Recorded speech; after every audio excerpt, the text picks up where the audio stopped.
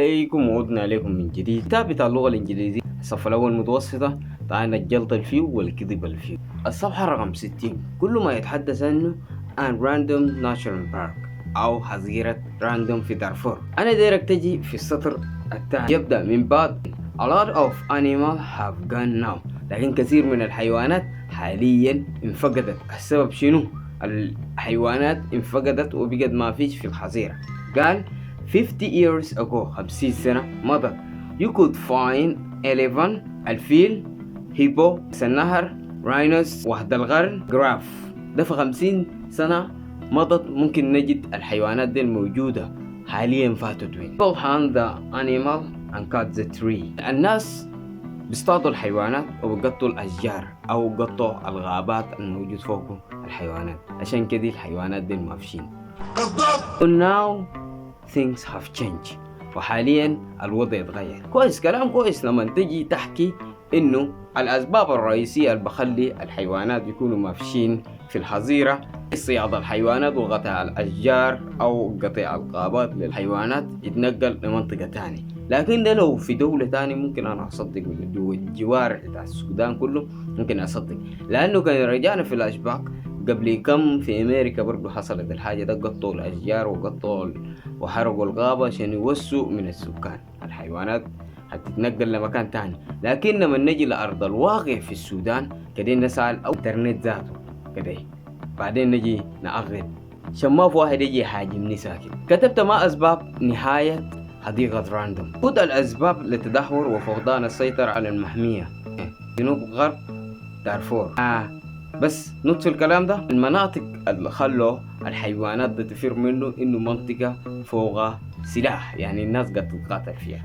نرجع في الأشباك انه قبل 50 سنة زي ما هو قال قبل 50 سنة ونديك من 50 سنة ده الفترة الذي حكم فوق المجرم الكبير عمر حسن أحمد البشير. 29 سنة دارفور كانت في حالة حرب تماما، حرب ما زي حرب، قتل تشريد اغتصاب نساء، نفس الشيء الحاليا الجنجويد بامرو. الجنجويد ده ما جداد، اسم الدعم السري اسم مخطع بس فقط.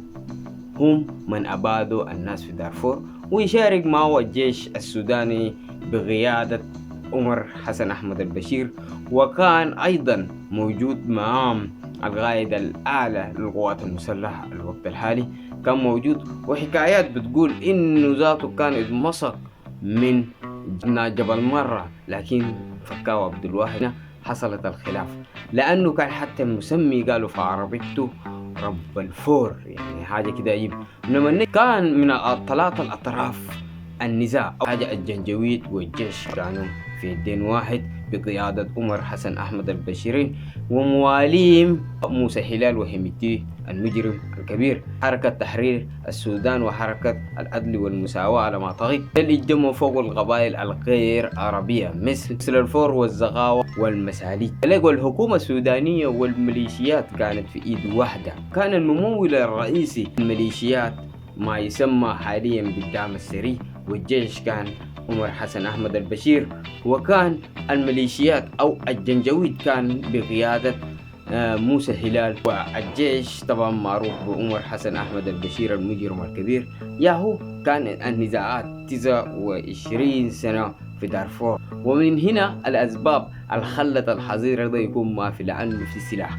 لكن لما تجي تفتح كتاب ويكذبوا لك بتضليل زي ده إنه ما دايرين أبنائنا يعرفوا الحقيقة ما تلقاها في الكتب، خاصة الكتب السودانية، عشان يروجوا ويجملوا مواضيعهم اللي كانوا عايشين بو. لكن دائما انت تسأل عن الحقائق.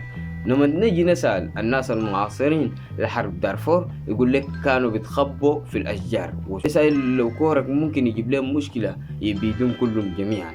ده من الأشياء اللي حكاها أبناء دارفور أمهاتنا وأبهاتنا عن دارفور. هنا لما نجي نتكلم عن البشر طلعوا من منطقة فيها سلاح، كيف الحيوانات يكونوا قاعدين. الكذب المضلل دائما نلقاه في الكتب السودانية وليس أكثر. والأشياء زي ده بيقروا لأبنائنا في المدارس عشان أبنائنا ما يعرفوا الحقيقة. لكن هيهات السبب الرئيسي للحيوانات لا يكونوا موجودين أو الحظيرة بالكامل ربما اختفت حاجة واحد، هو السلاح. السلاح 29 سنة الناس بتحارب، ده بيقتلوا ده وده بيقتلوا ده، والدعيمين كان أكبر ناس في الدولة. وده كان كله ما توضيح في الموضوع كله والتضليل اللي بيلزوا لنا. نشوفها في فيديو قادم. بيس اوت.